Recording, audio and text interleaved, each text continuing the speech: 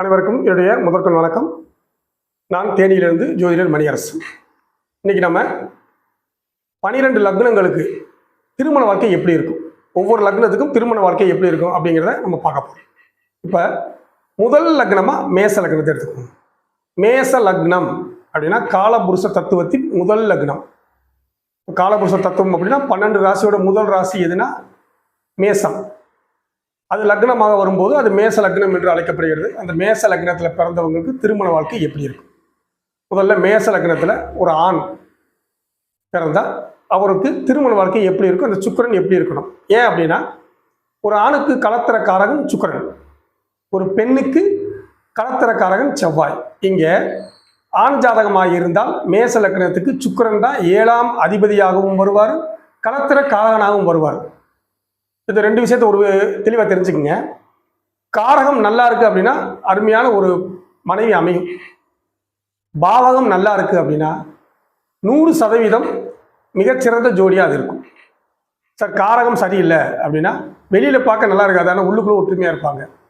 Sir பாவகம் நல்லா இல்லை, வெளியில் பார்த்தா ஆகா இந்த ஜோடி பொறுத்ததுக்கு என்னன்னு சொல்லுவோம், ஆனால் உள்ளுக்குள்ளே எலியும் பூனையுமா இருப்பாங்க. இதுதான் காரகம் பாவகம் உள்ள விஷயம் தெரிஞ்சுக்கணும். இப்போ மேச லக்னத்துக்கு 7ஆம் அதிபதி சுக்கிரன் எப்படி இருக்கணும் அப்படின்னா எங்கே இருக்கக்கூடாது, அதை தெரிஞ்சுக்கங்க. அந்த 7ஆம் அதிபதி சுக்கிரன் கடகம், அது நாலாம் பாவம் தான், இருந்தாலும் கடகம் அது பகை வீடாக போயிடும். கடகம் நீசமாகக்கூடிய 6ஆம் இடம் என்று சொல்லக்கூடிய கன்னி, 8ஆம் இடம் என்று சொல்லக்கூடிய விருச்சிகம், இந்த இடங்கள்ல இருந்தால் இவங்களுக்கு திருமண வாழ்க்கை சிறப்பு கிடையாது. அவ்வளோதான். இது எங்கே சார் பார்க்கணும்? ராசி, நவாம்சம், துவதசாம்சம் அப்படிங்கிற 3 இடத்துல பார்க்கணும். இந்த 3 இடங்களிலும் இந்த சுக்கிரன் இந்த இடங்களில் இருந்தால் சிறப்பு கிடையாது. இதோடு சனியோடு சேர்ந்திருந்தா கண்டிப்பாக சிறப்பு மிகவும் குறைவு. கேது சேர்ந்திருந்தா இது டிவோர்ஸ் வரைக்கும் இவர்களை கொண்டு சென்று விடும். ரிஷப லக்னம் அப்படின்னாலே காலபுருஷ தத்துவத்தின் 2வது லக்னம், பேச்சு வன்மை அதிகமாக உள்ள லக்னம், பணத்தின் மீது மிகுந்த குறிக்கோளுடைய லக்னம். இந்த லக்னத்துக்கு பார்த்தீங்கன்னா 7ஆம் அதிபதியாக செவ்வாய் வருவார். இது ஆணாக இருந்தால் கலஸ்தரக்காரகன் சுக்கிரன், இது பெண்ணாக இருந்தால் கலஸ்தரக்காரகன் செவ்வாய். அப்போ இந்த ரிஷப லக்னத்துக்கு பெண் ஜாதகமாக இருந்தால் கவனமாக பொருத்த பார்க்கணும். ஏன்னா செவ்வாய் தான் 7ஆம் அதிபதியாக வருவார், கலத்திர காரகனாகவும் வருவார். இந்த செவ்வாய் எங்கே இருக்கக்கூடாது? 6, 8, 12 இருக்கக்கூடாது. முக்கியமாக 3ஆம் இடத்தில் இருக்கவே கூடாது. இந்த 7ஆம் அதிபதி 3க்கு போனாலே இங்கே திருமண வாழ்க்கையில் கண்டிப்பாக நிறைய பிரச்சனையை கொடுத்துருது. ஒருத்தர் சந்தேகப்படுறது, அல்லது அவர்களுக்கு ஒரு விருப்பம் இல்லாமல் போயிடுது, வேறு நபர்கள் வாழ்க்கையில் உள்ள வர்றது, இப்படி சில விஷயங்கள் நடந்து போகுது. எங்கே சார் பார்க்கணும் அப்படின்னு நம்ம வழக்கம் போல சொல்கிறது தான், 3 இடங்களில் பார்க்க வேண்டும். நீங்கள் லக்ன ராசிக்கு மட்டும் பார்த்தீங்கன்னா தப்பாக தான் இருக்கும். ராசி, நவாம்சம், துவதசாம்சம் சொல்லக்கூடிய 3 இடங்களில் இந்த செவ்வாய் 6, 8, 12 போகக்கூடாது. சனியோடு சேர்ந்து இருக்கக்கூடாது. இப்படி இருந்தால் என்ன சார் பண்ணணும்? பரிகாரம் பண்ணிக்கணும். பரிகாரம் வேலை செய்யுமா சார்னா கேட்டிங்கன்னா தனியாக நம்ம பதிவு போடுவோம். இந்த மாதிரி விஷயங்களுக்கு பரிகாரம் வேலை செய்யும். கோயில் பரிகாரம் போனால் கூட ஒரு போதுமானது. அப்போ ரிஷப லக்ன பெண் ஜாதகத்துக்கு ஒரு ஜோடி சேர்க்கும் பொழுது, ஒரு துணை சேர்க்கும் பொழுது ரொம்ப கவனமாக பார்க்கணும் அப்படிங்கிறதுக்காக தான் இந்த பதிவு. இப்போ நம்ம மிதுன லக்னத்துக்கு பார்க்கலாம். மிதுன லக்னம், இந்த மிதுன லக்னத்துக்கு திருமண பாவம் எப்படி இருக்கும்? இந்த உபய லக்னம் என்று சொல்லக்கூடிய எல்லா லக்னங்களுக்கும் மிதுனம், கன்னி, தனுசு, மீனம், இந்த 4க்குமே பாதகாதிபதி யாரு அப்படின்னு பார்த்தா 7ஆம் அதிபதி தான். அப்போ இந்த 4 பேருக்குமே திருமண வாழ்க்கை சிறப்பில்லை அப்படின்னு காலபுருஷ தத்துவமே சொல்லிடுது. இப்போ இது சிறப்பாக இருக்கணும், என்ன சார் பண்ணுறது? இந்த பாதகாதிபதி 5, 9 அதிபதியோட தொடர்பில் இருந்தாலே இந்த தொந்தரவுகள் வராது. 5, 9 அதிபதியின் பார்வையில் இருந்தாலும் இந்த தொந்தரவுகள் வராது. மற்றபடி இந்த குரு நீசமாவதோ, 6ஆம் இடத்தில் இருப்பதோ, உச்சமாவதோ, பாருங்க இந்த மிதுன லக்னத்துக்கு உச்சமாகக்கூடாது. பாதகாதிபதி 2ஆம் இடத்துல உச்சமாச்சுன்னா அங்கே மனைவியின் சொல்தான் அம்பலம் ஏறும். கணவருக்கு அங்கே ஒரு மரியாதைங்கிறது குறைவாக இருக்கும். அந்த இதை அவங்க தான் டாமினேட் பண்ணுவாங்க. அந்த மாதிரி வந்துடும். இப்போ மிதுன லக்னத்துக்கு இந்த குரு எங்கே இருக்கக்கூடாது? 6, 8, 12 இருக்கக்கூடாது. உச்சமாகவும் இருக்கக்கூடாது. இருந்தால் அது சிறப்பான கண்டிப்பாக சிறப்பு இல்லை. அதுவும் இல்லாமல் 3ஆம் இடத்துல இருக்கலாமா அப்படின்னா 3ல் உட்காரக்கூடிய குரு 7, 11 பார்த்து குடும்ப வாழ்க்கையை பெருக்கி விட்டுருவார். 1க்கு மேற்பட்ட தொடர்புகள்.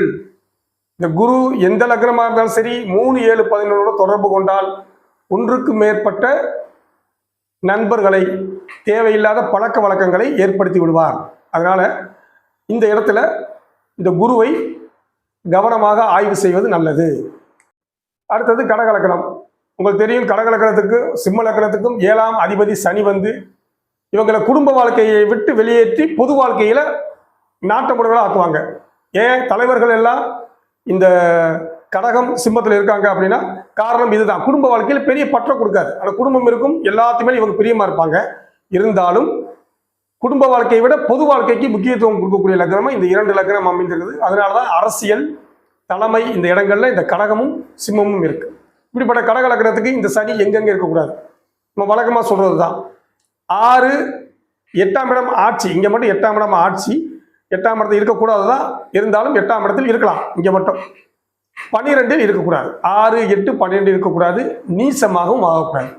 பொதுவாக எந்த ஒரு லக்னத்துக்கும் 7ஆம் அதிபதி 10ல் போய் நீசமாகக்கூடாது. இது எந்தெந்த லக்னத்துக்கு சார் வரும்? இந்த கடக லக்னத்துக்கு பார்த்தீங்கன்னா 7ஆம் அதிபதி 10ல் போய் நீசமாவார். துலா லக்னத்துக்கு பார்த்தீங்கன்னா 7ஆம் அதிபதி 10ல் போய் நீசமாவார். இந்த நீசம் ஆகக்கூடாது.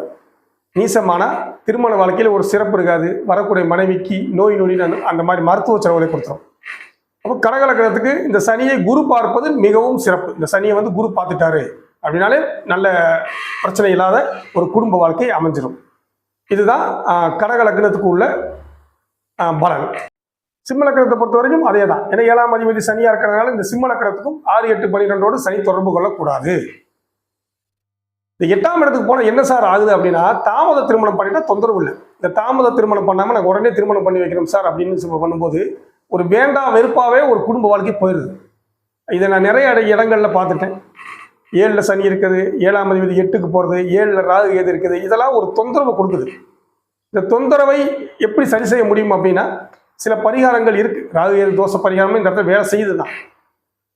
அது எப்போ செய்யணும் அப்படின்னு ஒரு கணக்கு இருக்கு. அந்த கணக்கில் செஞ்சுக்கலாம். இந்த இடங்களை குரு பார்த்துட்டாரு, 5ஆம் அதிபதி பார்த்துட்டாரு, 9ஆம் அதிபதி தொடர்பு இருக்காரு அப்படின்னாலே பாதி விஷயங்கள் நல்லபடியாக முடிஞ்சிடும். அப்போ சிம்ம லக்னத்துக்கும் அதே தான். சனி வந்து 6, 8, 12 இருக்கக்கூடாது. இங்கே மட்டும் இந்த சனி 5, 9 இருக்கக்கூடாது.